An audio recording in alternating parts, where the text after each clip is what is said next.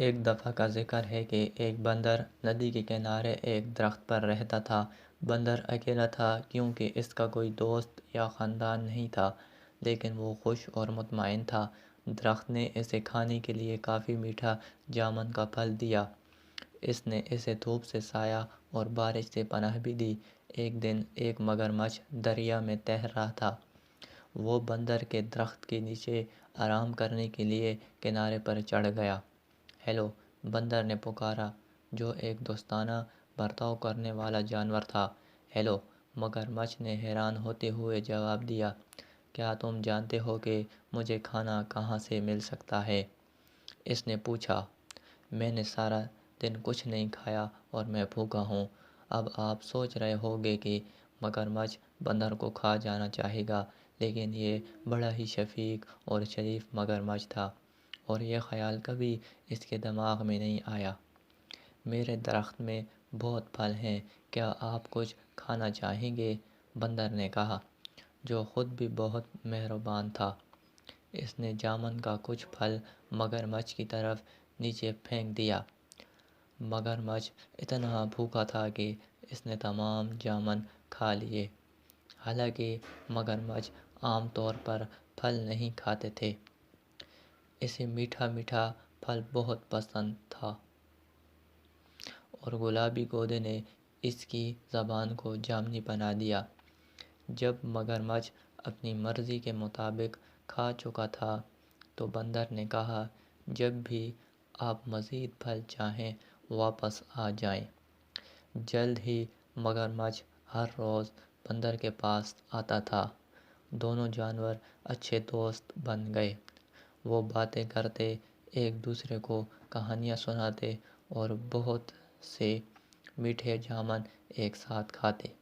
ایک دن مگرمچھ نے بندر کو اپنی بیوی اور خاندان کے بارے میں بتایا۔ بندر نے کہا، آج واپس جاتے وقت اپنی بیوی کے لیے بھی کچھ پھل لے جانا۔ مگرمچھ کی بیوی کو جامن بہت پسند آئے۔ اس نے اس سے پہلے کبھی اتنی میٹھی چیز نہیں کھائی تھی، لیکن وہ اپنے شوہر کی طرح مہربان اور نرم مزاج نہیں تھی۔ اس نے اپنے شوہر سے کہا، تصور کیجئے کہ بندر جب یہ جامن روزانہ کھاتا ہے تو اس کا ذائقہ کتنا میٹھا ہوگا۔ مہربان مگرمچھ نے اپنی بیوی کو سمجھانے کی کوشش کی کہ وہ بندر کو نہیں کھا سکتا۔ وہ میرا سب سے اچھا دوست ہے، اس نے کہا۔ مگرمچھ کی لالچی بیوی نہ سنتی۔ اپنے شوہر سے وہ کام کروانے کے لیے جو وہ چاہتی تھی، اس نے بیمار ہونے کا بہانہ کیا۔ میں مر رہی ہوں اور صرف ایک پیارے بندر کا دل ہی مجھے ٹھیک کر سکتا ہے، اس نے اپنے شوہر کو پکارا۔ اگر تم مجھ سے محبت کرتے ہو تو تم اپنے دوست بندر کو پکڑو گے اور مجھے اس کا دل کھانے دو گے۔ بیچارے مگرمچھ کو سمجھ نہیں آ رہی تھی کہ وہ کیا کرے۔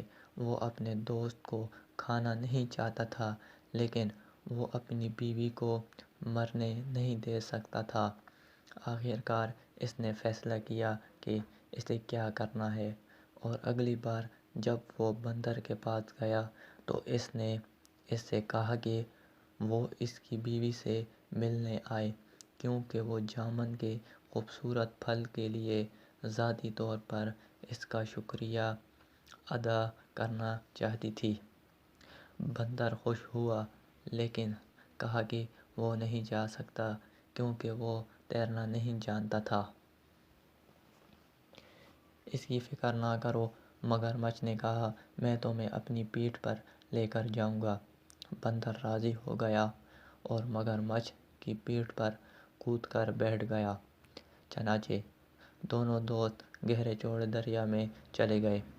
جب وہ کنارے اور جامن کے درخت سے بہت دور پہنچے تو مگرمچھ نے کہا، مجھے بہت افسوس ہے، لیکن میری بیوی بہت بیمار ہے اور کہتی ہے کہ بندر کا دل ہی اس کا علاج ہے۔ مجھے ڈر ہے کہ مجھے تمہیں مارنا پڑے گا، حالانکہ میں ہماری باتوں کو یاد کروں گا۔ بندر نے جلدی سے سوچا اور کہا، پیارے دوست، مجھے تمہاری بیوی کی بیماری کا سن کر بہت افسوس ہوا۔ مجھے خوشی ہے کہ میں اس کی مدد کر سکوں گا، لیکن میں نے اپنا دل جامن کے درخت میں چھوڑ دیا ہے۔ کیا آپ کو لگتا ہے کہ ہم واپس جا سکتے ہیں تاکہ میں اسے لا سکوں؟ مگرمچھ نے بندر کی بات مان لی۔ وہ مڑا اور تیزی سے تیر کر جامن کے درخت کی طرف گیا۔ بندر اس کی پیٹھ سے چھلانگ لگا کر اپنے درخت کی حفاظت میں چڑھ گیا۔ میں نے سوچا کہ آپ میرے دوست ہیں، اس نے پکارا۔ کیا تم نہیں جانتے کہ ہم اپنے دل کو اپنے اندر رکھتے ہیں؟ میں پھر کبھی تم پر بھروسہ نہیں کروں گا اور نہ ہی تمہیں اپنے درخت کا پھل دوں گا۔ چلے جاؤ اور واپس نہ آنا۔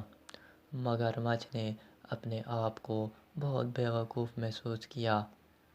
اس نے ایک دوست اور اچھے میٹھے پھل کی فراہمی کھو دی تھی۔